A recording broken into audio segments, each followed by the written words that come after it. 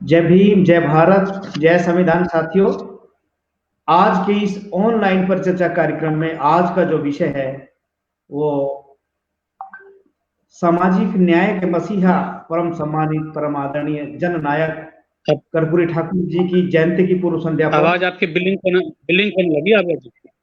जी हो जाएगी ठीक। आवाज आपकी बिलिंग करने लगी। जननायक कर्पूरी ठाकुर जी की जयंती की पूर्व संध्या पर ये आज का जो विषय है जननायक कर्पूरी ठाकुर और उनका जीवन दर्शन, इस विषय पर आज एक परिचर्चा आयोजित है। और इस परिचर्चा में हमारे बीच में उपस्थित आदरणीय सुप्रीम कोर्ट के सीनियर अधिवक्ता आदरणीय राजेंद्र साहु और अति पिछड़ा संघर्ष मोर्चा के राष्ट्रीय संयोजक परम सम्मानित परम आदरणीय मंजीत आनंद साहू जी। आज कर्पूरी ठाकुर जी की जयंती की पूर्व संध्या पर यह कार्यक्रम आयोजित है। साथियों, कर्पूरी ठाकुर जी के बारे में विस्तार से चर्चा करने के लिए दोनों पैनलिस्ट इस पर चर्चा करेंगे, क्योंकि कर्पूरी ठाकुर जी ने बिहार में मुख्यमंत्री पद पर रहते हुए अति पिछड़ों के लिए एक सामाजिक न्याय की लाइन बनाई थी और उस लाइन को जो है देश के किसी भी मुख्यमंत्री ने नहीं अपनाया। और आज भी जो है यदि पिछड़ों को सम्मान चाहिए तो कर्पूरी ठाकुर के फार्मूले पर चलकर ही इस पिछड़े अति पिछड़े समाज को सामाजिक न्याय मिल सकता है। तो मैं सबसे पहले आमंत्रित करना चाहता हूं आदरणीय सुप्रीम कोर्ट के सीनियर अधिवक्ता आदरणीय राजेंद्र साहु सर, कर्पूरी ठाकुर जी और उनके जीवन दर्शन पर विचार रखने के लिए आप सादर आमंत्रित है सर। जी सर।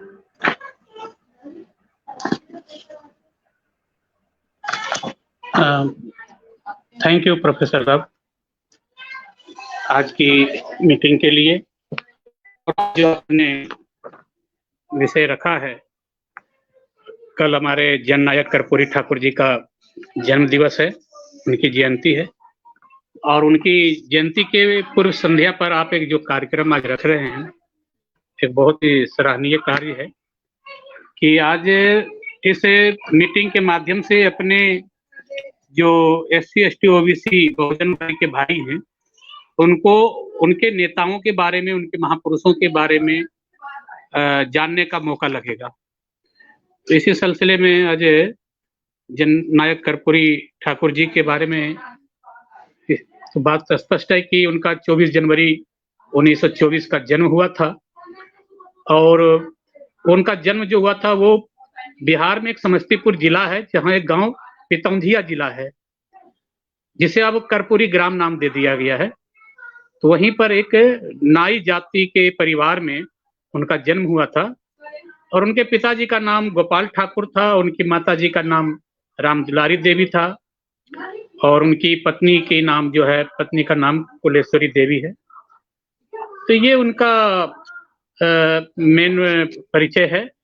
और उनका भी जो बेटा है रामनाथ ठाकुर जी, तो सबको पता है कि वो अभी राजनीति में, सक्रिय राजनीति में है और इनकी 17 फरवरी 1988 को निधन हुआ था हमारे जननायक कर्पूरी ठाकुर जी का।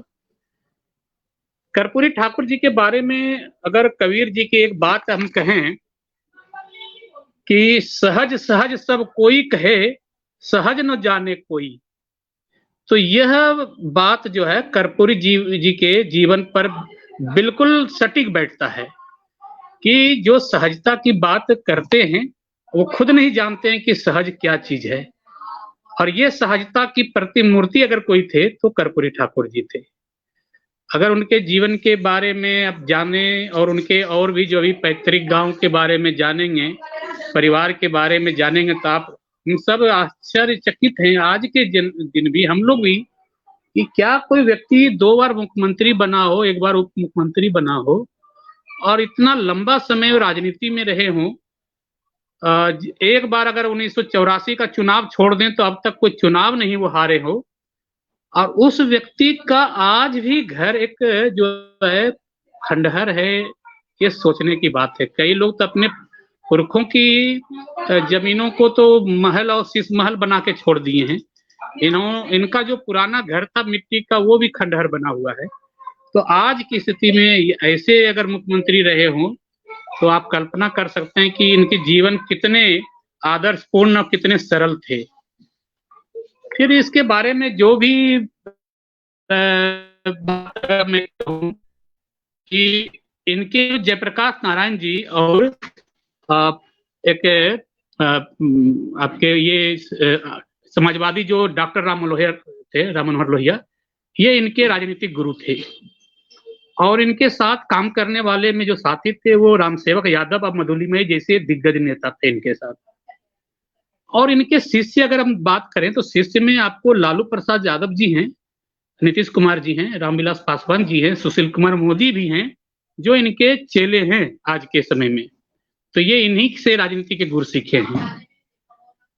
और एक बात सबको पता है कि जब 1977 में ये मुख्यमंत्री बने थे तो उन्होंने एक बहुत ही सराहनीय काम किया था, जिसका एक काम था कि पिछड़े वर्गों का एकीकरण करना। जो पिछड़ा आरक्षण लागू किया था इन्होंने, उसकी वजह से बिहार और क्या पूरे देश के पिछड़ों का एकीकरण में बहुत मदद मिला था।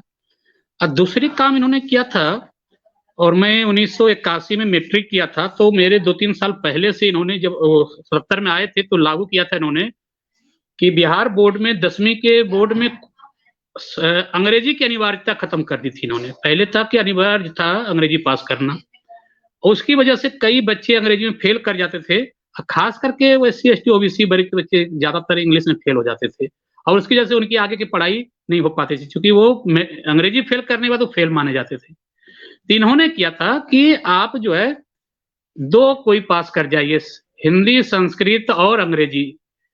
अंग्रेजी कंपलसरी नहीं है, अगर आप संस्कृत हिंदी पास कर गए तो आपको पास माना जाएगा, 2 लैंग्वेज आप पास कर जाइए। तो ये फार्मूला उन्होंने लाया था, और उसका नतीजा ये हुआ, हम लोग हालांकि तीनों सब्जेक्ट में मेरे को इंग्लिश में सबसे ज्यादा नंबर है, लेकिन वो दिमाग से जो बर्डन था कि इंग्लिश पास करना जरूरी है, वो खत्म हो गया था। और आप विश्वास नहीं करेंगे, उसके बाद से बिहार के लड़के मैट्रिक ही नहीं पास करना शुरू किए, वो इंग्लिश में भी बहुत अच्छे नंबर लाने लगे। तो ये होता है एक मनोवैज्ञानिक दबाव जो बच्चों पर, उसको कैसे खत्म किया जाए, ये वो बहुत खूबी जानते थे। और तीसरी बात उन्होंने एक की थी, समाजवादी विचारधारा। अगर देश में खासकर नॉर्थ भारत में अगर कहा जाए गैर कांग्रेसवाद की सरकार लाने का श्रेय अगर है तो ये जननायक कर्पूरी ठाकुर जी का है। बिहार में ही शुरुआत हुई थी इसकी, तो गैर कांग्रेसवाद की सरकार भी इन्होंने स्थापित की थी। और चौथी बात इन्होंने जो कही थी कि कृषि का सही लाभ किसानों तक पहुंचाना, तो इन्होंने इस फील्ड में बहुत अच्छे अच्छे काम किए, जिसकी वजह से ही इन्हें जननायक कहा जाता है।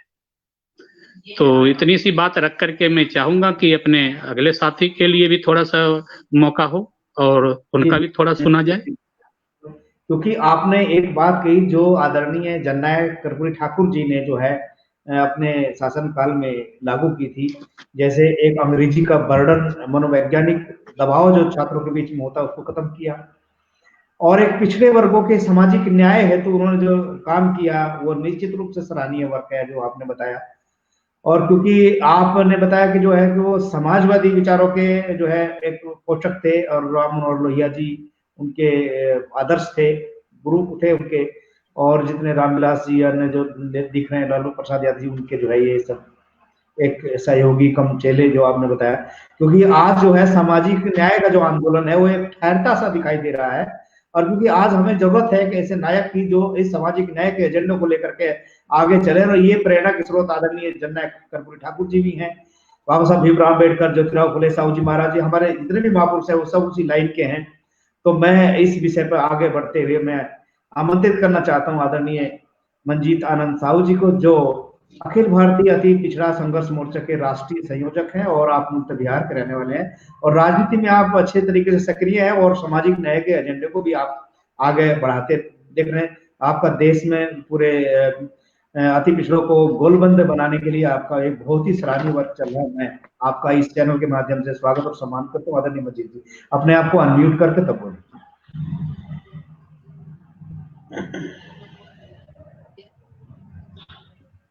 जी, सबसे पहले मैं डॉक्टर जी सिंह साहब को बहुत बहुत बधाई देना चाहता हूं कि आपने बिहार ही नहीं अपितु भारत के एक ऐसे विराट व्यक्तित्व के धनी राजनीतिक सामाजिक जीवन में एक बहुत बड़ा मिसाल पेश करके इस दुनिया से जो चले गए, जो जब तक भारत का लोकतंत्र और बिहार का लोकतंत्र, जब भारतीय समाज रहेगा, तब तक वो उनका नाम जो है स्वर्ण अक्षरों में हम लोग लेते रहेंगे।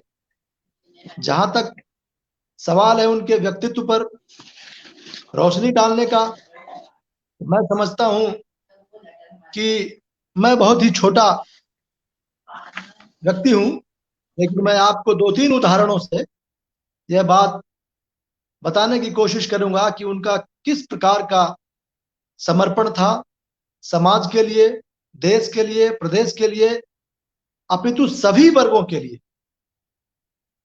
कुछ भ्रांतियां और कुछ गलतफहमियां भी लोगों में फैलाई जाती हैं।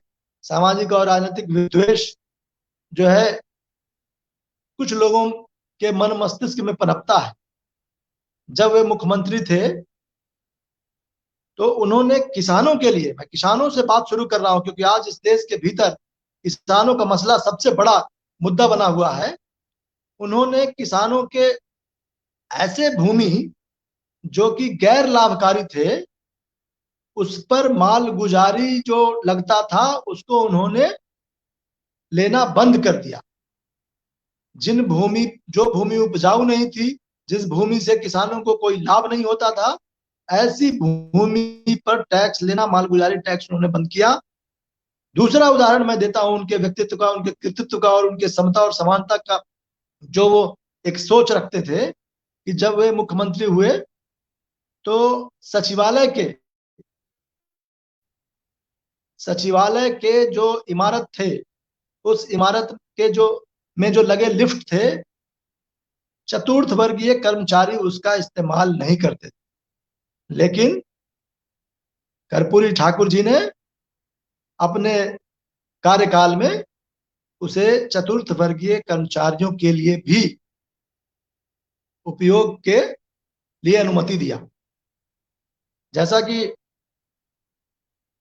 वकील साहब ने कहा कि उन्होंने अंग्रेजी की अनिवार्यता खत्म की और कमजोर वर्ग के, जो वंचित वर्ग के जो बच्चे थे, उनके भीतर आत्मविश्वास का बोलबाला हुआ और वो अंग्रेजी में भी अच्छे अंक लाने लगे। और जो थोड़ा बहुत उस तरीके के थे जो कि सिर्फ अंग्रेजी के वजह से आगे की पढ़ाई नहीं कर पाते थे, लेकिन वे प्रतिभाशाली होते थे, प्रतिभावान होते थे, उनमें ललक और लालसा होती थी, वो भी आगे चल करके अपनी पढ़ाई को शुरू किया। उन्होंने पहले देश के ऐसे मुख्यमंत्री जननायक कर्पूरी ठाकुर थे जिन्होंने मैट्रिक तक की जो शिक्षा है, मुफ्त शिक्षा का उन्होंने ऐलान किया, घोषणा किया, और सभी के लिए मैट्रिक तक की जो शिक्षा है वो मुफ्त हो, ऐसी व्यवस्था उन्होंने दी। सामाजिक परिवर्तन के इतने बड़े पुरोधा थे वो।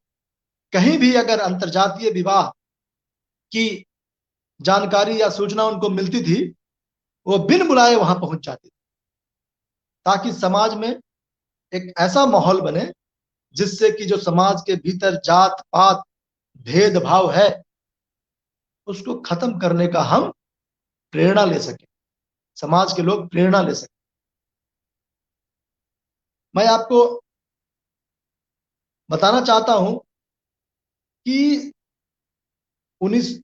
2 बार मुख्यमंत्री और 1 बार उप मुख्यमंत्री वो बने, और बहुत ही अल्पकाल के लिए तकरीबन ढाई वर्ष का उनका मुख्यमंत्री का कार्यकाल रहा है। और उसमें मैं समझता हूं कि उन्होंने जो इतने बड़े बड़े उदाहरण पेश किए और इस तरीके की नीतियां और इस तरीके की जो योजनाएं लेकर के आए, चाहे किसानों के लिए हो, युवाओं के लिए हो, शिक्षा के क्षेत्र में हो, गरीबों के लिए हो, वंचितों के लिए हो, कि वो एक आमूलचूल परिवर्तन लेकर के आया। और आज लगातार, आज 3 दशक बाद उनके निधन के, उनके मरणोपरांत 3 दशक के बाद भी आज बिहार की राजनीति और यहां तक कि हम कहें देश की राजनीति, उनकी जो सोच की जो राजनीति थी, जो उनको विचारधारा थी, जो उनकी कार्यशैली थी, उसके इर्द गिर्द घूम रही है। मैं उदाहरण के साथ आपको कहना चाहता हूं कि बिहार में जब उन्होंने पिछड़े वर्ग के लोगों में अत्यंत पिछड़ी जातियों को अलग करके बिहार में पिछड़ा और अति पिछड़े की जो श्रेणी थी, मुंगेरी लाल कमीशन की जो रिपोर्ट थी, उसको उन्होंने लागू करके बिहार में 2 वर्गों में पिछड़ों को एनेक्सर 1 और एनेक्सर 2 के लिए अलग अलग विभाजित किया। आज मुख्यमंत्री नीतीश कुमार हो, प्रधानमंत्री नरेंद्र मोदी हो, चाहे दूसरे और किसी राजनीतिक दल के लोग हों, वो सभी इस राजनीति के फायदे तो लेना चाहते हैं, लेकिन कर्पूरी ठाकुर जी के जो व्यक्तित्व रहे हैं उनसे प्रेरणा नहीं ले रहे हैं। सिर्फ दिखावा या सिर्फ छलावा से समाज या देश नहीं बदलता है, ये हमें आज समझने की जरूरत है। मैं ये बात इसलिए कह रहा हूं, कल 24 जनवरी है, पटना में भी बहुत सारे राजनीतिक दलों ने अपने अपने कार्यक्रम रखे हैं। मैं किसी का नाम नहीं लेना चाहता, लेकिन मैं ये जरूर कहना चाहता हूं कि इस देश के लोगों को, बिहार के लोगों को उनका अध्ययन करना चाहिए। कर्पूरी ठाकुर जी ने जो किया, और कर्पूरी ठाकुर जी के नाम पर जिन लोगों ने पिछड़ों या अति पिछड़ों की राजनीति के जरिए वोट बैंक महज साधने के लिए एक सत्ता साधन मात्र का जो माध्यम बना करके इस देश और प्रदेश को के विकास को अवरुद्ध किया जा रहा है, उसमें आज कमजोर वर्ग के लोगों के, यहां तक कि सभी वर्ग के लोगों को जागरूक होने की जरूरत है। आप सोचिए कि जब किसानों के लिए उन्होंने नीतियां लाने का काम किया, तो उसमें कोई जाति वर्ग और समुदाय नहीं था। आप सोचिए जब मैट्रिक तक की उन्होंने शिक्षा, मुफ्त शिक्षा की बात कही, उसमें कोई जाति वर्ग नहीं था। आप सोचिए जब चतुर्थ वर्गीय जो कर्मचारी थे सचिवालय में, उसमें सभी वर्ग के लोग होंगे, कम या ज्यादा, ज्यादातर दलित, पिछड़े और अति पिछड़े होंगे, लेकिन और भी दूसरे वर्ग के लोग होंगे। तो उन्होंने सबके लिए सोचा और सबके लिए ऐसा करने की कोशिश की। जी जी जी। जब उनकी मृत्यु होती है, उसके बाद देखा जाता है कि उनके पास कितना धन है, कितनी संपत्ति है, तो पाया गया कि ना पटना में और ना ही उनके गांव में, जो अब कर्पूरी ग्राम से जाना जाता है समस्तीपुर में, ना उनके गांव में कोई एक ऐसा मकान वो छोड़ गए या कोई ऐसा इमारत बना गए, कोई ऐसे बिल्डिंग बना गए, कोई बैंक बैलेंस बना लिया, ऐसा कुछ भी नहीं था। एक उदाहरण हमने पढ़ा कि जब उनके बहनोई मुख्यमंत्री थे और बहनोई उनके पास गए कि उनके पास काम धंधा नहीं है, कोई नौकरी की लालसा लेकर के गए, रुपए की 50 रुपए उन्होंने पॉकेट से निकालकर, जेब से निकालकर उन्होंने कहा कि आप जाइए, उस्तरा कैंची वगैरह खरीदिए और अपना जो काम हम लोग का है उसको करके अपना गुजारा करिए। हमने पढ़ा कि कर्पूरी ठाकुर जी ने मुख्यमंत्री बनने के बाद अपने बेटे के नाम एक पत्र लिखा, और उस पत्र में उन्होंने कहा कि कोई लोभ लाभ, कोई लालच या किसी भी प्रकार के ऐसे क्रियाकलाप में शामिल नहीं होना है जिससे कि मेरी बदनामी होगी। जी जी। तो उनकी सोच और उनकी शैली और उनका जो व्यक्तित्व है, उनका जो कृतित्व है, 7 दशकों तक वो सदन में रहे। 1900 जब उन्होंने पिछड़ों को एक आयाम दिया, उसका नतीजा आज है कि बिहार में और देश में लोकसभा चुनाव के दरमियान, मैं एक उदाहरण आपको देता हूं कि हमारे प्रधानमंत्री नरेंद्र मोदी जी ने कहा कि मैं पिछड़ा ही नहीं, अति पिछड़ा हूं। उत्तर प्रदेश में एक जनसभा को संबोधित करते हुए उन्होंने कहा कि मैं पिछड़ा नहीं, अति पिछड़ा हूं। जबकि जहां के रहने वाले हैं प्रधानमंत्री जी, वहां पे पिछड़ा का अलग अलग वर्गीकरण नहीं है। कहने का आशय यह है कि कर्पूरी ठाकुर जी चाहे दलित हो, शोषित हो, वंचित हो, उपेक्षित हो, सामान्य वर्ग के हो, किसी भी जाति वर्ग समुदाय के लोग हों, उनके लिए सोचते थे। और खास तौर से जो समाज का अंतिम पायदान पे खड़ा हुआ दलित, शोषित, वंचित, उपेक्षित है, उसके कल्याण के लिए उन्होंने लगातार संघर्ष किया, लगातार उन्होंने नीतियां बनाई, लगातार उन्होंने योजनाएं तैयार की। आज जी जी हमारे मुख्यमंत्री नीतीश कुमार जी बिहार के मुख्यमंत्री हैं। बिहार में अत्यंत पिछड़ी जातियों को नगर निकाय के क्षेत्र में आरक्षण 20% लागू किया गया है। लेकिन इन प्रतीकों से अत्यंत पिछड़ी जातियों के या गरीबों के या जो शोषित वंचित वर्ग है, सिर्फ प्रतीक मात्र से उनके जीवन में बदलाव नहीं आएगा। आज के राजनेताओं को, चाहे वो किसी भी दल से, किसी भी सत्ता से और किसी प्रकार की विचारधारा से ताल्लुक रखते हो, लेकिन आज उन्हें यह सोचना पड़ेगा, समझना पड़ेगा।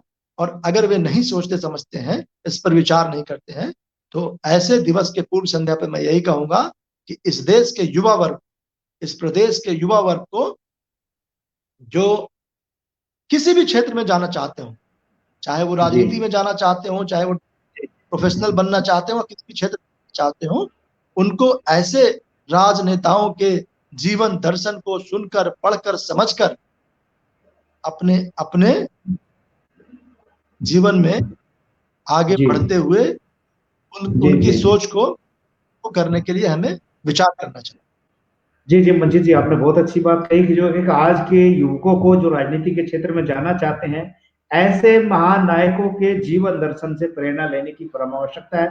साथियों, मैं आप लोगों को बताना चाहता हूँ यहाँ पर, क्योंकि ये जो चैनल हमारा AIBCA TV है, ये दबे कुचले वंचित समाज के अंदर जो कमजोरियां हैं, वो जो छुपी हुई क्षमता उनके अंदर है, जो कमजोरियां छुपी हुई है, जो उनके अंदर क्षमता है, उस कमजोरियों को दूर करके उनकी अक्षमताओं को जो है उजागर करने के लिए बनाया गया।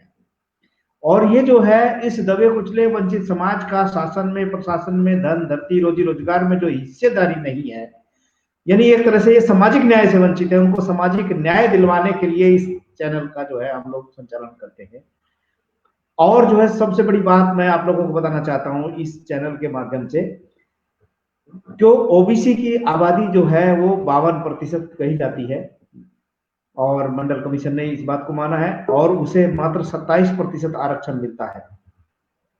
और उसमें भी जो है जी जी जी जी जी कुछ मंजीत जी कुछ कहना चाहते हैं, इशारा कर रहे हैं, मैं फिर उनको आमंत्रित करता हूं। मंजीत जी क्या कह रहे हैं?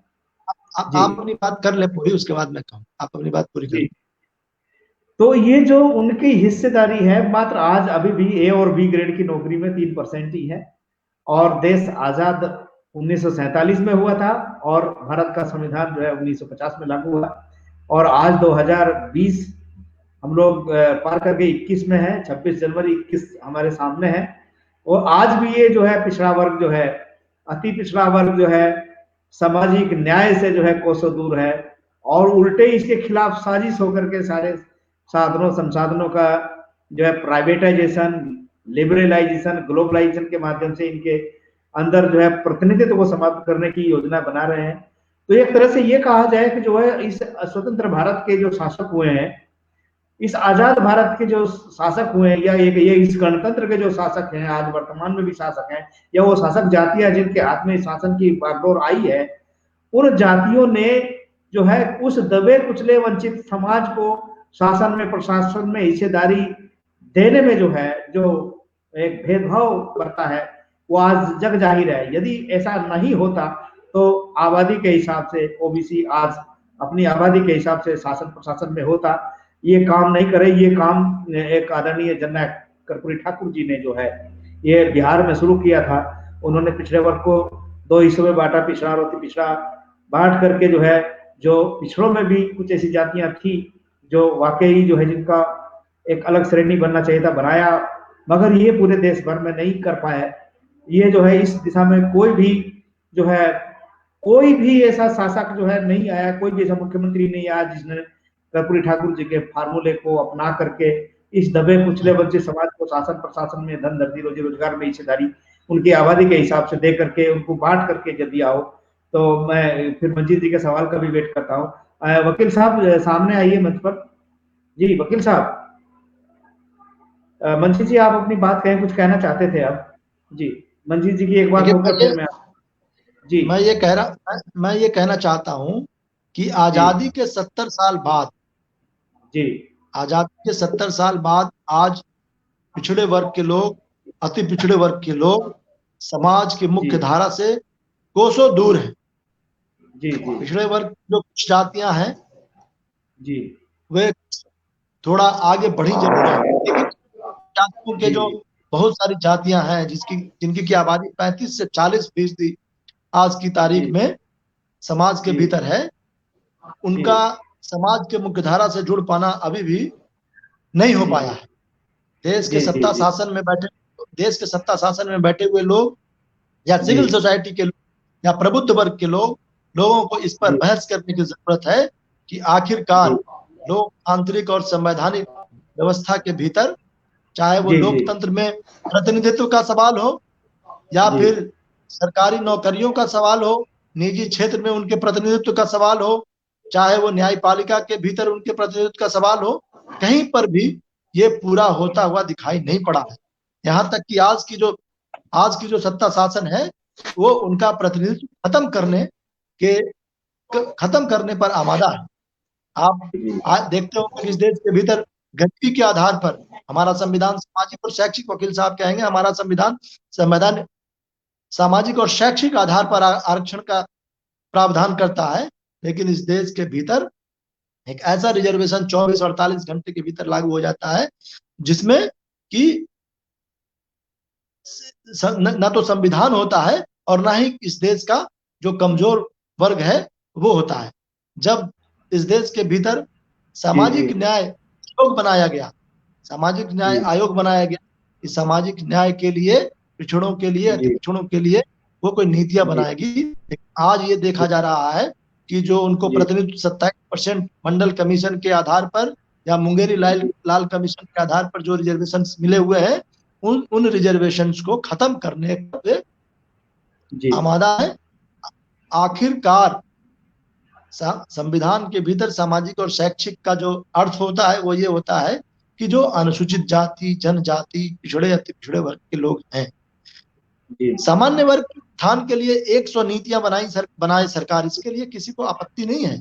हमारे सभी भाई हैं, सभी का कल्याण होना चाहिए और सबका जो है इस देश और प्रदेश के संपदाओं पर और व्यवस्था पर पूरा हक है। लेकिन जो अत्यंत पिछड़ी जातियों का सवाल है, जो आज कर्पूरी ठाकुर जी के जन्म के पूर्व संध्या पर सबसे बड़ा सवाल है, सबसे मौजूद सवाल है कि क्या अत्यंत पिछड़ी जातियों के लिए उनके निधन के 30 साल बाद, आजादी के 70 साल के बाद आज जो सत्ता शासन में बैठे हुए लोग हैं उन पर फूल माला चढ़ाएंगे, लेकिन क्या उनकी सोच और उनके विचारधारा जो देश और सामाजिक न्याय की आवश्यकता है उस पर हम अमल करने को तैयार हैं? तो ऐसा देखने से प्रतीत होता है। जी मैं वकील साहब से जानना चाहूंगा, वकील साहब क्योंकि वो ऑफलाइन हो जा रहे हैं क्योंकि कनेक्टिविटी के कारण जो शायद ऐसी प्रॉब्लम है। देखिए ये मैं देख रहा हूँ, जैसे आप ये बात देखते हैं क्योंकि जिस समय कर्पूरी ठाकुर जी शासन में आए थे और उस समय की जो सामाजिक व्यवस्था थी और उच्च जातियों की जो मानसिकता थी और आज भी उच्च जातियों की जो मानसिकता बनी हुई है, मुझे लग रहा है कि आज भी जस की तस है, उसमें भी कोई परिवर्तन नहीं आया। यदि पिछड़े लोगों को कुछ हक अधिकार मिलते हैं तो उच्च वर्ग के लोगों के बीच में जो है एक तरह का कौतूहल पैदा होता है, एक तरह की हलचल पैदा होती है, वो लगता है कि उनका जो है बहुत बड़ा अनिष्ट हो गया हो। तो क्या मैं वो जानना चाहूंगा कि जिस समय की समाज व्यवस्था कर्पूरी ठाकुर जी के समय में थी, वो जो सोच थी उनकी, क्या उस सोच में कोई परिवर्तन आया आज भी? वकील साहब आउट हो गए। जी वकील साहब,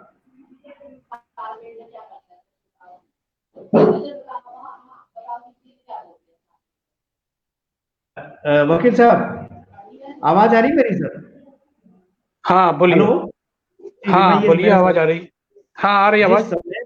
जिस समय कर्पूरी ठाकुर जी बने थे, जिस समय कर्पूरी ठाकुर जी चीफ मिनिस्टर बने थे, और क्योंकि ये अति पिछड़ी जाति से थे, ना ही आपने बताया, तो जिस समय इन्होंने शासन सत्ता अपने हम्म। संभाली बिहार में, तो उच्च वर्ग के लोगों ने जो रिएक्शन पैदा किया, क्या वो रिएक्शन आज भी दिखाई दे रहा है? मुझे तो लग रहा है कि आज भी उसी तरह का रिएक्शन दिखाई दे रहा है उस जातियों में, इस दबे कुचले वंचित समाज के प्रति।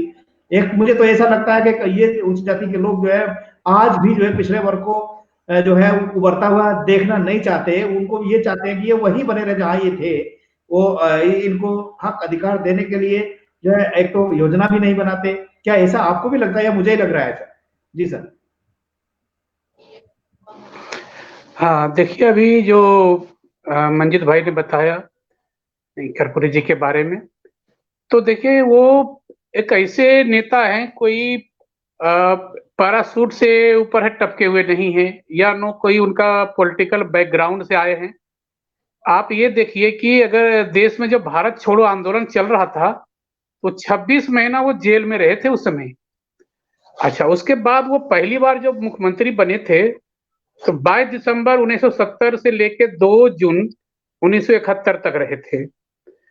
दूसरी बार वो 24 जून 1970 से लेकर 21 अप्रैल 1979 तक रहे। तो पहले जब मुख्यमंत्री कार्यकाल में ये थे, तो उस समय ही इन्होंने भारत में बिहार में पिछड़े और अति पिछड़ों को आरक्षण देने के लिए मुंगेरी लाल कमीशन का गठन इन्होंने पहली ही जो है मुख्यमंत्री काल में किया था, जिसके वजह से इनको फिर गिरा दिया गया उनकी सरकार को। और जब ये दोबारा जनता पार्टी में आए 77 में, तो वो रिपोर्ट बन के तैयार थी, उसको लागू करने का काम किया इन्होंने। एक बार इन्होंने देखिए बहुत अच्छी काम किया है, खासकर जहां जहां ये हुआ है कि पिछड़ों में वर्गीकरण जहां जहां हुआ है, वहां तरक्की पिछड़ों का ज्यादा हुआ है और सत्ता भी पिछड़ों के इर्द गिर्द ही घूम रहा है। यूपी में पिछड़ों का वर्गीकरण नहीं होने की वजह से सत्ता सीधा पिछड़ों से सरक के चला गया मनुवादियों के हाथ में। तो कर्पूरी ठाकुर जी इस बात को पहले ही भाप गए थे कि हमें पिछड़ों को ही दो धुर बना के रखना है, ताकि सत्ता का अगर हस्तांतरण भी होता रहे तो वो पिछड़ों के ही बीच में घूमता रहे। ये कितनी बड़ी सोच थी उनकी। दूसरी बात जो अभी हम लोग अभी चर्चा में सुन ही रहे थे, बात हो ही रही थी कि इन्होंने अति पिछड़े और पिछड़े के 2 वर्ग बनाए। सिर्फ वही नहीं, इन्होंने सवर्ण समाज के लिए भी बहुत काम किया था। अब जो इन्होंने आरक्षण लागू किए थे पिछड़ों के लिए 20%, जिसमें 12% अति पिछड़ा था, 8% पिछड़े वर्ग के थे, 3% इन्होंने महिलाओं के लिए दिया था और 3% आरक्षण इन्होंने गरीब सवर्णों के लिए भी दिया था। तो अगर कोई बिहार में 10% सवर्ण है और उसको भी 3% आरक्षण इन्होंने दिया था, 1/3, जबकि 60% ओबीसी को 20% इन्होंने दिया था रिजर्वेशन। तो वो रेशियो के हिसाब से उन्होंने उनके साथ भी न्याय किया था। लेकिन वही सवर्ण समाज इनकी सामाजिक न्याय को समझ नहीं पाए, और ये जैसे लागू हुआ पूरे बिहार में इनके खिलाफ जो एक आक्रोश उन्होंने खड़ा किया, और ऐसा आक्रोश खड़ा किया कि अंत में इन्होंने कभी कंप्रोमाइज नहीं किया। एक बात कर्पूरी जी हमेशा ये कहते रहे और दिखाते भी रहे कि जब जब बहुजन वर्ग का मतलब SC ST OBC का नेता मजबूत होगा तो समाज कमजोर होगा, और जब इनका समाज मजबूत होगा तो इनका नेता कमजोर होगा। तो बहुजन वर्ग का जो नेता है, जितने भी नेता मजबूत हुए हैं, उन्होंने सिर्फ समाज को कमजोर करके ही बने हैं। उन्होंने सिर्फ समाज के नाम पर मनुवादियों की गुलामी की है, जिसकी वजह से वो मजबूत रहे हैं। और जो नेता बहुजन वर्ग का गुलामी स्वीकार नहीं किए, समाज के लिए काम किया, वो हमेशा गद्दी से उतार दिए गए। लेकिन उस वक्त उनका समाज हमेशा मजबूत होता रहा, उस समय समाज आगे बढ़ता रहा है, ये उन्होंने करके दिखाया है। दूसरी बात, 70 में जब ये लागू किए थे तो इन्होंने पिछड़ा आरक्षण, चूंकि SC ST का तो 1950 से ही लागू था, कहने का मतलब उनका आरक्षण तो 32 से ही लागू था। लेकिन संविधान के बाद जो है पिछड़ों का आरक्षण लागू नहीं हो पाया था, क्योंकि उसके लिए कहा गया था कि एक पिछड़े की जो है जातियों का एक वर्गीकरण किया जाएगा। उसके लिए काका कालकर कमेटी बनी थी सेंट्रल में 52 में, 53 में और 55 में रिजल्ट रिपोर्ट भी दिया उसने, फिर भी वो लागू नहीं हो पाया। तब ये जब आए पहली बार 70 में मुख्यमंत्री बने तो कमीशन बिठाया था, मुंगेरलाल कमीशन, इसकी वजह से इनको हटना पड़ा। फिर दोबारा जनता पार्टी में आए, उस कमीशन को लागू किया इन्होंने, मुंगेरलाल कमीशन की रिपोर्ट को। दूसरी बात इन्होंने क्या की, देखा कि SC/ST का तो आरक्षण था, OBC का आरक्षण नहीं होने की वजह से इनके लोग पढ़ लिख कर डॉक्टर, इंजीनियर बैठे हुए थे और उनको नौकरियां नहीं मिल रही थी। लेकिन वहीं पर जो सवर्ण कला था वो हर जगह भरे हुए थे। तो इन्होंने एक बार इसको लागू करके गांधी मैदान में सारे अपने पढ़े लिखे OBC भाइयों को बुलाए कि आप अपना डिग्री लेकर के आओ और नौकरी ले जाओ। तो हाथों हाथ उन्होंने 1700 इंजीनियर की बहाली की थी गांधी मैदान पटना में एक दिन में। और यही चीज जो था कि पिछड़ों को एक बार की उन्होंने जो है सशक्तिकरण का मार्ग दिखाया। और इसका नतीजा ये भी था कि जो सवर्ण समाज था ये चाहता नहीं था कि इस तरह से पिछड़ा एक बार उभरे और वो प्रशासन में आए, और इसका नतीजा था कि इनको गद्दी छोड़नी पड़ गई। तो ये काम करने वाला कोई आम आदमी नहीं हो सकता, आम OBC लीडर नहीं हो सकता। वह व्यक्ति वही हो सकता है जो बहुत ही मेहनत से और कठिन परिश्रम से, मतलब सोचिए कि अंग्रेजों के टाइम में भारत छोड़ो आंदोलन में ये खुद 26 महीने जेल में रहे थे, फिर आपको इमरजेंसी के दौरान इनको जेल भी रहना पड़ा। तो ये ऐसे चीजों से ये उभर कर आए थे, तब जाके ये काम कर पाए थे। और यहाँ तक कि अंग्रेजों के टाइम में भी एक ऐसा भाषण इन्होंने दिया था पटना के कृष्णा टॉकीज हॉल में। इन्होंने कहा था कि हमारे देश की आबादी इतनी अधिक है कि केवल थूक फेंक दें तो अंग्रेज राज बह जाएगा। और इसी के बात पर लेकर के अंग्रेजों ने इनको जो है जेल दे दिया था। तो ये देखिए नेता ऐसे होते हैं जो कितनी मतलब कि बेबाक अपनी बात रखते हैं और हिम्मत की बात करते हैं, जो बोलने की साहस रखते हैं। तो ये सारी वजह से जो है वो जननायक बने हैं। फिर उन्होंने हमेशा ये बात कही थी कि देशवासियों को सदैव अपने अधिकारों को जानने के लिए जगाते रहे। वो कहते थे संसद के विशेषाधिकार कायम रहे, ये आवश्यकता अनुसार ये बढ़ते रहे, लेकिन जनता के अधिकार अगर कुछ ले जाएंगे तो जनता आज न कल संसद के विशेषाधिकारों को चुनौती देगी। तो कभी नहीं ये कहे कि आपके विशेषाधिकार नहीं हो, संसद के विधानमंडल के विशेषाधिकार हो, लेकिन जनता के अधिकार को कुचल कर नहीं। जिस दिन आप जनता के अधिकार को कुचलेंगे उस दिन वो आपके विशेषाधिकार का भी कुचलना शुरू करेंगे जनता। तो ये सोच रखने वाले नेता ही थे जो कर्पूरी ठाकुर जी थे। फिर आपने जो उस समय में मिडिल स्कूल में ही था, क्लास 6ठी 7वीं में ही, तो मतलब मेरे क्लास के जो पढ़ने वाले सवर्ण बच्चे थे वो तक लोग ऐसी गंदी गंदी नारे लगाते थे इनके बारे में कि कर्पूरी पूरा नहीं तो ले पूरा जोघारा, इस तरह से वो बात करता था। और वही साथी आज देखता हूं मैं जो खाली यही सब नारे लगा लगा के रह गया और मैट्रिक तक नहीं पास कर पाया। वो आज मिला पिछले 2 साल पहले, तो मैंने उसको कहा अगर तुम मैट्रिक किया होता, तेरे लिए भी 3% आरक्षण था, अगर तुम मैट्रिक होता तो आज कहीं लग गया होता। आज तुम ब्लॉक में अफसरों के सिर्फ पानी भरने के लिए रहते हो, क्योंकि तुम ब्राह्मण हो इसलिए खप जा रहे हो, पानी तो कम से कम भर रहे हो, नहीं तो तुम पानी भरने लायक नहीं रहते आज। तो ये हाल है इन लोगों की, और इसकी वजह से जो है इनको समझ नहीं पाए लोग। हर वर्ग के लिए उन्होंने काम किया था, किसी एक के लिए नहीं, चाहे महिलाओं के लिए हो या सवर्ण के लिए हो, सबकी आरक्षण की बात उन्होंने, पहला सवर्ण आरक्षण देने का काम कोई किया था तो कर्पूरी ठाकुर ने किया था। आज मोदी जी वही सवर्णों के 10% आरक्षण दिए। फिर ये महिलाओं के जो राजीव गांधी 33% किया आकर के 89 में, वही काम कर्पूरी ठाकुर जी 3% पहले बिहार में देके शुरुआत कर दिए थे। फिर दूसरी बात है कि बेशक साउथ इंडिया में आपको शिक्षा में आरक्षण बहुत पहले से था, इवन कम्युनल ऑर्डर के थ्रू भी अंग्रेजों के समय भी दिया करते थे वो हायर एजुकेशन में पिछड़ों को, दलितों को। लेकिन उन्होंने भी जो है नौकरियों में आरक्षण नहीं दे पाया था जब तक कि ये मंडल कमीशन नहीं आया। इन्होंने जो है पहली बार पिछड़ों की आरक्षण करने का काम पूरे देश में अगर किसी ने किया तो कर्पूरी ठाकुर और बिहार ने किया।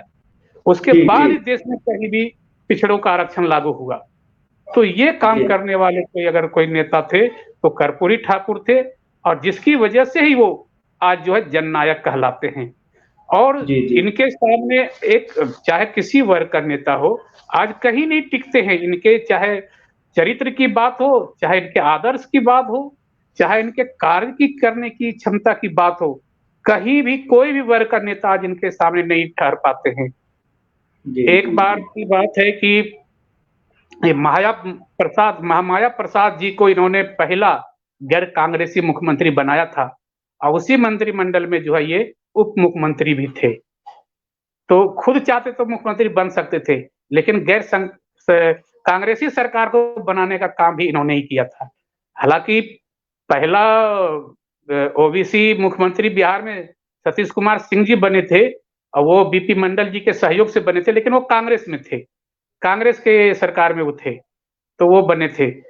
और बाद में एक दिन के लिए मुख्यमंत्री सतीश कुमार जी बने थे, जो पहला ओबीसी मुख्यमंत्री बिहार का सतीश कुमार सिंह जी है, एक दिन के लिए। तो कर्पूरी ठाकुर जी, ये बीपी मंडल जी का रास्ता साफ करना था। वो चूंकि राज्यसभा के सांसद, लोकसभा के सांसद भी थे वो, तो इस वजह से वो दोनों पोस्ट नहीं ले सकते थे, तो उनको जो है बीच में एक दिन बना करके और गैप करके फिर वो दूसरे दिन वो बने थे बिहार के जो है दूसरे ओबीसी मुख्यमंत्री बने थे, वो कांग्रेसी उम्मीदवार रह करके। लेकिन खैर कांग्रेसी उम्मीदवार में पहला महामाया प्रसाद जी बने थे मुख्यमंत्री, उसको बनाने में बहुत बड़ा हाथ जो है इन लोगों का था, और उसमें उप मुख्यमंत्री जो है कर्पूरी ठाकुर जी थे। तो ये सारी चीज करने वाले थे, देश को रास्ता दिखाने वाले थे, पिछड़ों को लीड करने वाले, और ऐसे नेता जो थे, अगर ये और दिन कुछ दिन रहे होते तो शायद देश का कुछ और भी दिशा दशा होता पिछड़ों के लिए। लेकिन दुर्भाग्य था कि ये बहुत पहले ही चले गए, 88 में ही इनका जो है निधन हो गया था।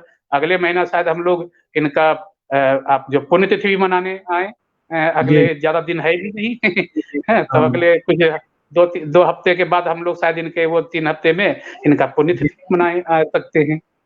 जी, वो आपकी बात बिल्कुल सही है, क्योंकि आज जो है जिस तरह से काम इन्होंने किया वो किसी भी मुख्यमंत्री ने नहीं किया। क्योंकि मंजीत जी एक जो है एक युवा नेता हैं, एक राष्ट्रीय स्तर पर जो है अति पिछड़ा संघर्ष मोर्चा का आपके पास एक प्लेटफॉर्म भी है और काम भी करते हैं। तो क्योंकि युवा हैं, और मैं आपसे जो है ना ये अपेक्षा रखता हूँ कि अपने युवाओं को आपका क्या संदेश है आज इस कर्पूरी ठाकुर जी की जयंती की पूर्व संध्या पर, जो है मैं अपने युवाओं को आपकी तरफ से कुछ संदेश दिलवाना चाहता हूँ, ताकि कम से कम इस महापुरुष के जीवन दर्शन से प्रेरणा लेकर के युवाओं का एक जो है रास्ता तैयार हो, युवाओं के अंदर वो जागृति है, चेतना है। मैं आपके मुखारबिंद से सुनना चाहता हूँ, ये उनसे मैं ये चाहता हूँ कि जो है आप इन युवाओं के बीच में काम करते हैं, वो युवा इस एक महापुरुष के जीवन दर्शन से प्रेरित होकर के जो है अपने हक अधिकार लेने के लिए वो जागृत हो जाए। आदरणीय मंजीत जी।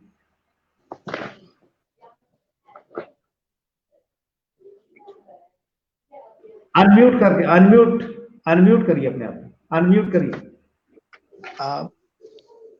यो तो सभी वर्ग के युवाओं को गौर करना चाहिए, लेकिन मैं खास तौर से पिछड़े और अति पिछड़े वर्ग के युवाओं से यह संवाद स्थापित करना चाहता हूं कि आज ये आवश्यकता है कि कर्पूरी ठाकुर जी के जन्म दिवस की पूर्व संध्या पर और कल जन्म दिवस के शुभ अवसर पर उनके एक संकल्प लेने की आवश्यकता है कि हम अगर सामाजिक और राजनीतिक जीवन में है, समाज के लिए अगर कुछ करना चाहते हैं तो कुछ ऐसा करके जाएं जो कि आने वाले समय में यादगार हो। हमें तुरंत फुरत कुछ चाहने और बन जाने की जो जल्दबाजी है उससे थोड़ा सा ठहर करके हमें व्यापक दृष्टिकोण के साथ हमें आगे बढ़ना होगा। मैं समझता हूं कि जो रिप्रेजेंटेशन का जो बहस है, जो प्रतिनिधित्व का बहस है, वो सबसे बड़ा बहस है। आज राज्यसभा के भीतर, विधान परिषद के भीतर, लोकसभा के भीतर या विधानसभाओं में आप अगर देखेंगे तो अत्यंत पिछड़ी जातियों की जो उपस्थिति है वो ना के बराबर है। इसका आशय ये हुआ कि उनकी जो आवाज है वो किसी भी सदन के भीतर मुकम्मल नहीं है, और अगर सदन के भीतर किसी वर्ग की आवाज ही मुकम्मल ना हो, उनका प्रतिनिधित्व ही ना हो, तो उनके लोगों के, उनके नीतियों के निर्माण के लिए या उनके जो हक की बात है, हुकूक की बात है, वो करेगा कौन। क्योंकि अगर कर्पूरी ठाकुर नहीं होते तो यह मान लेना चाहिए कि आज जो अत्यंत पिछड़े और पिछड़े के भीतर जो ये बहस हो रही है वो नहीं होता। मंडल कमीशन में जिस प्रकार से तीन प्रकार के पिछड़े लोगों की श्रेणी जो थी वो 3 प्रकार से हमें बताया गया।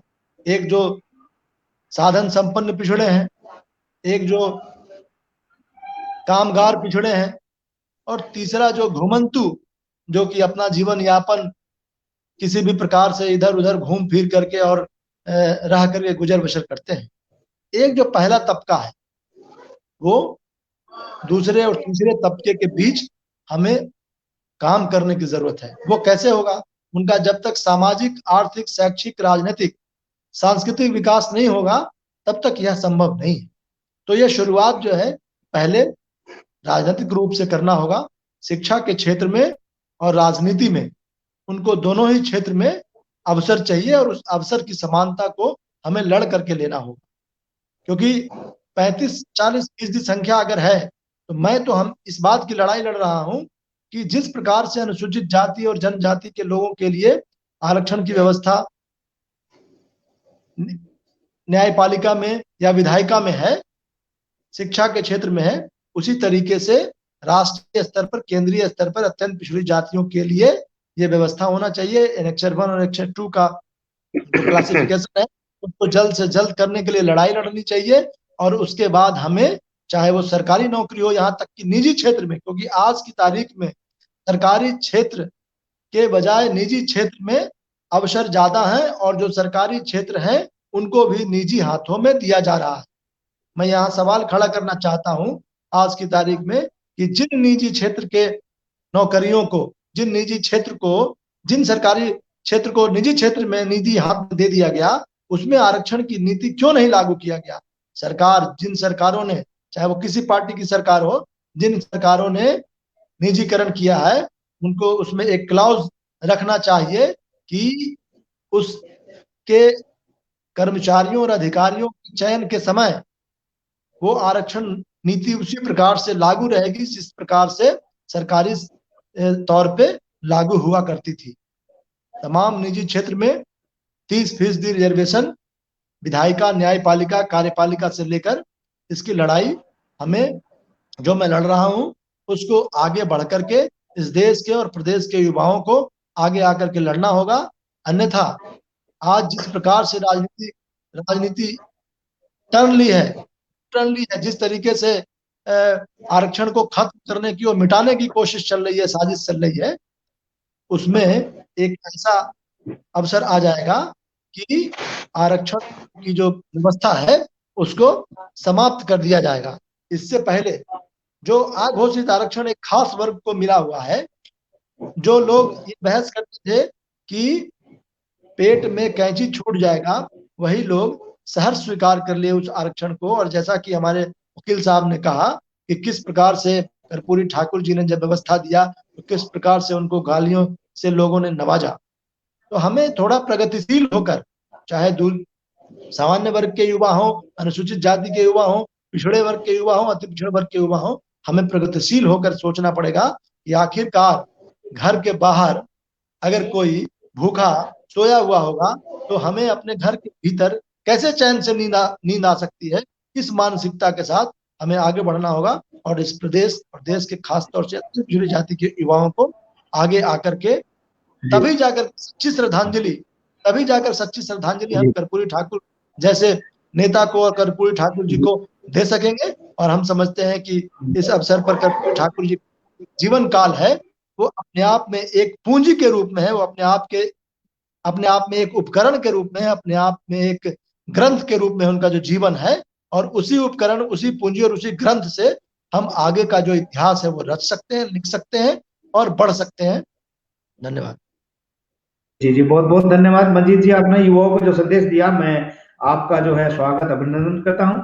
और साथ ही साथ मैं वकील साहब से भी ये जानना चाहता हूँ कि आज पिछड़े वर्गों के अंदर जो नेतृत्व उभरना चाहिए था वो जो है 70 सालों में भी नेतृत्व नहीं उभर पाया, उसकी क्या वजह थी? और आज कर्पूरी ठाकुर जी की जयंती की पूर्व संध्या पर और कल उनके जीवन जयंती के अवसर पर जो है मैं लोगों को, अपने दर्शकों को ये आपसे जनवाना चाहता हूँ कि पिछड़े वर्गों में ये अभी तक ये नेतृत्व क्यों नहीं उभर पाया और इस नेतृत्व को कैसे उभारा जा सकता है, मैं आपसे इस पर जानना चाहता हूँ जी।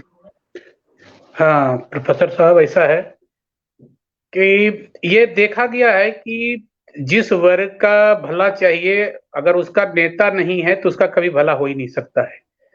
अगर बिहार में अत्यंत पिछड़ी जातियों को कुछ मिला है तो वो उनका कर्पूरी ठाकुर नेतृत्व होने की वजह से ही मिल पाया है। आप यूपी में देखिए, वो फिर उस तरह का बेनिफिट वहां नहीं हुआ, जिसके कारण अब पिछड़ा पूरा सिमट गया। आज जो मौजूदा सरकार केंद्र और बिहार में जो है, वो अत्यंत पिछड़ी जातियों की वजह से है। अगर ये दोनों जाति अगर ये अत्यंत पिछड़ी जातियों का समर्थन नहीं हो तो ये भाजपा की सरकार तुरंत गिर जाएगी और खत्म हो जाएगी। ये अगर आज टिका हुआ है तो इन्हीं के बलबूते पर। तो इन अत्यंत पिछड़ी और इन्हीं के वोट बैंक पर, इन्हीं के वादों पर वो लोग आए थे कि केंद्र में वर्गीकरण भी करूंगा। आज वर्गीकरण के 6 साल होने जा रहे हैं, अभी तक केंद्र में वर्गीकरण नहीं हो पाया है। यूपी में कहा था करेंगे, वो भी राजनाथ सिंह के समय से वो वर्गीकरण का न्याय का जो समिति बना था वो अभी तक वहां नहीं हुआ है। तो ये अत्यंत पिछड़ी वर्ग को सोचना पड़ेगा कि जिसके बलबूते पर हम सरकार हमारे बलबूते पर बन गए हैं और अपने वादे को निभा नहीं पा रहे हैं, एक नहीं दो टर्म वो ऐसा करके हमारे से झूठा बोल के निकल रहे हैं। वो अरे अत्यंत पिछड़ी वर्ग के लोगों को गिने चुने 2-4 नेता को जो है वो टिकट दे करके उनको जिता लेते हैं और एक मुखौटा बना करके पेश करते हैं कि चलो तुम्हारा प्रतिनिधित्व हो गया। लेकिन जो एक मास को मिलना चाहिए उसका बेनिफिट नौकरियों में और एक प्रतिनिधि का जो प्रतिशत के रूप में मिलना चाहिए प्रतिनिधित्व, वो नहीं मिल पा रहा है। तो अत्यंत पिछड़ी वर्ग को इकट्ठा होकर के उनका एक अपना एक, जैसे अभी मंजीत जी अब कह रहे हैं कि मैं संघर्ष कर रहा हूँ इस वर्ग के लिए, एक अपना बनाए हुए प्लेटफॉर्म, तो ऐसे प्लेटफॉर्म की जरूरत है। और इस प्लेटफॉर्म को अपना एक सोशल विंग बना करके इस बात को मजबूती से रखना पड़ेगा। आज क्या है कि अगर किसी नाई समाज को एक टिकट मिल गया तो वो पार्टी उसके साथ हो जाते हैं। अगर किसी मल्ला को या निषाद को मिल गया टिकट, साहनी को मिल गया, तो वो सोचा कि अब तो ये पार्टी मेरी हो गई। तो एक एक टिकट में जब तक ये समाज बिकता रहेगा तब तक ये समाज का कभी भला नहीं होने वाला है। इन्हें सीधी सी बात करनी चाहिए कि आप बेशक मेरे समाज को टिकट दो या न दो, हमारी आबादी अगर 60% में 40% है तो 40% टिकट एमबीसी को मिलना चाहिए। चाहे वो हमें दे टिकट, चाहे वो किसी भी समाज को दे। ये जरूरी नहीं कि टिकट हमारे समाज को मिले, चूंकि हम खुद अगर 1000 जातियां हैं तो 1000 जातियों को तो टिकट नहीं मिल सकता है। तो एमबीसी का एक ग्रुप होना चाहिए कि एमबीसी का कोई भी जाति को किसी भी वर्ग को टिकट दो, लेकिन हमारा एमबीसी का टोटल टिकट 40% होना चाहिए हमारी आबादी के हिसाब से। इतने लोगों का हमारा जो है नौकरियों में भी दिखना चाहिए शकल, कि हम हर जगह ब्यूरोक्रेसी हो या सेक्रेटरी हो या दरोगा में हो या डीएम में हो या एसपी में हो, 40% एमबीसी हमारा हर जगह दिखना चाहिए। अगर नहीं दिखता है तो फिर आपको हम समर्थन नहीं करेंगे। तो एक सोशल प्रेशर ग्रुप होना चाहिए जो एक दो टिकट, एक दो नेताओं के हाथ बिकने वाला नहीं होना चाहिए। बेशक वो 2 टिकट दे दिया, 4 टिकट दे दिया, वो दे, उनका अपना काम है, वो अपना जाए, लेकिन हमें अपना तैयारी करना पड़ेगा। 31% में ये सरकार बनी है, 40% एमबीसी अगर एक साथ हो जाए तो वो तो इससे बड़ी सरकार बना लेगा। ये तो 300 सीट जीत जाए, 31% वोट पर जो आदमी 300 सीट जीत जाता है तो 40% वोट वाला क्या वो 400 सीट नहीं जीत सकता है? तो यही चीज हमें एमबीसी को समझने की जरूरत है कि अगर वो करता है तो ठीक है, नहीं करता तो हम इंडिपेंडेंट अगर एमबीसी अपना कैंडिडेट खड़ा उतारने लग जाए तो इनके तो 400 कैंडिडेट अपने आप जीत जाएंगे, फिर इनको मांगने का नहीं, इनको देने वाला बन जाएंगे ये। तो ये कहता है याचना मत करो, याचना से कुछ नहीं होता है, अपना हक अधिकार को छीनने की ताकत बनाओ और छीन कर लो। हम भिखारी नहीं हैं, हम दाता हैं। जो भिखारी है वो हमें आज भिखारी बना रखा है, आज वो हमें भिखारी कह रहा है। तो हमें अपनी शक्ति को पहचानना होगा, जो हमारी अपना वजूद है उस वजूद को फिर हमें पहचानना होगा। और जब तक ये आप नहीं पहचानेंगे, इसका संगठन नहीं करेंगे, तब फिर वैसे ही चलता रहेगा जो अब तक चल रहा है। तो एमबीसी एक बहुत बड़ा ग्रुप है इस देश में और वो जहां इकट्ठा हो गया तो हर वर्ग को, हर ग्रुप को वो पीछे छोड़ सकता है वो। जी, जी, जी, बहुत-बहुत धन्यवाद सर।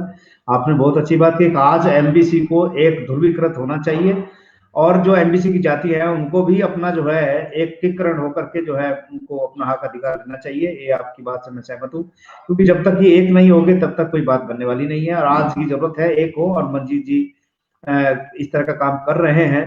मैं उनका तहे दिल से स्वागत करता हूँ और साथ ही साथ 1 मिनट में मैं जो है इस पूरी डिबेट का सार आदरणीय जननायक कर्पूरी ठाकुर जी की जयंती की पूर्व संध्या पर एक लाइन का संदेश आपके मुंह से सुनना चाहता हूँ समापन करने के लिए और एक तरह से जो है इसका कंक्लूजन पूरी डिबेट का। जी मंजीत जी, अपने आप को अनम्यूट करके। जी देखिए, बड़ी अच्छी बात एडवोकेट राजेंद्र बाबू ने कहा है कि जिस समाज का अपना नेता नहीं हो सकता, नहीं होता, नेतृत्व नहीं होता या नहीं होगा, उस समाज का कल्याण नहीं हो सकता। उन्होंने कहा कि अगर कर्पूरी ठाकुर जी नहीं होते तो ये जो डिस्कोर्स आया और जो अत्यंत पिछड़ी जाति और पिछड़ी जाति के लिए उन्होंने एनेक्सर 1 और 2 का जो प्रावधान किया वो नहीं होता। तो ऐसे में हमें सबको ये सीख लेने की जरूरत है और हम सब फिर से ये अपील करते हैं आपके माध्यम से और आपको आभार प्रकट करते हैं कि आपने आज जननायक कर्पूरी ठाकुर जी के पूर्व जन्म जयंती के पूर्व संध्या पर आपने इस बेहतरीन विषय पर बहस किया। और हमें आज जरूरत है बिना निजी स्वार्थ के और बिना 1-2 टिकट पर हम जो लुट मिट जाते हैं, जो हम लेमन चूस जिसको कहते हैं, हम भाषा में अगर कहें साधारण भाषा में कि लेमन चूस से हमारा काम नहीं चलेगा। जैसा कि उन्होंने वकील साहब ने कहा कि जो समुचित प्रतिनिधित्व है 35-40% जो हमारी आबादी है और उसका हिस्सेदारी हमें हमारा राइट है और हक है और ये इतनी शक्ति हमारे भीतर है कि इससे आधे, इन्होंने कहा 40% अगर हम आधे लोग अगर जागरूक हो जाएं तो इस देश और प्रदेश की सत्ता शासन पर हमारी हुकूमत हो सकती है और होगी। और तब जाकर के हमारा, क्योंकि आजादी के 70 साल बाद सिर्फ और सिर्फ भाषणों में सीमित है।